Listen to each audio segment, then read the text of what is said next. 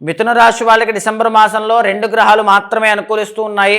6వ స్థానంలో బుధుడు బాగున్నారు, 3వ స్థానంలో కేతు అనుకూలిస్తూ ఉన్నారు.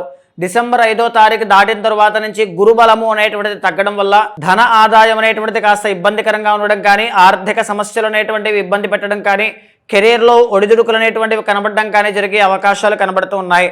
6వ స్థానంలో బుధుడు బాగున్నారు కాబట్టి వ్యాపారస్తులకి స్వల్పమైన విజయాలు లాభాలు తప్పకుండా కనబడతాయి. 3వ స్థానంలో కేతు వల్ల ఎదగాలి, సాధించాలి అనేటువంటి ప్రయత్నానికి తగినటువంటి ఆశాజనకమైన ఫలితాలు తప్పకుండా లభిస్తాయి.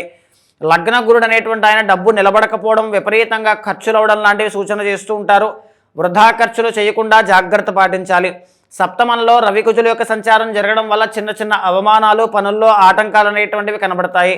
సప్తమంలో శుక్రగ్రహ సంచారం కనబడడం వల్ల ఈ మెరిటల్ లైఫ్లో మాట పట్టింపులు కానీ, ప్రేమ వ్యవహారాల్లో కాస్త అపజయము కానీ, ఒత్తిడి కానీ చూసే అవకాశం కనబడుతోంది. భాగ్యంలో రాహుగ్రహ సంచారం కనబడడం వల్ల ఎవరికైనా డబ్బులు ఇస్తే తిరిగి వచ్చే అవకాశాలు చాలా తక్కువగా ఉంటాయి కాబట్టి కొద్దిగా ఆర్థిక వ్యవహారాల్లో జాగ్రత్త పాటించండి.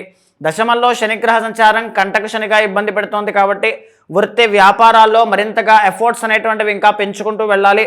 లేకపోతే ట్రాన్స్ఫర్లు కానీ, స్ట్రెస్ ఎక్కువ అవడం కానీ, పనుల్లో ఒత్తిడి పెరగడం కానీ, జీతం సరిగ్గా సరిపోకపోవడం కానీ, ఇలా ఆర్థిక వ్యవహారాల్లో కాస్త ఒడిదుడుకులు కనబడుతూ ఉన్నాయి. కాబట్టి డిసెంబర్ మాసంలో మిథున రాశి వాళ్ళు గురుబలం పెంచుకోవడం కోసం ప్రయత్నం చేయండి.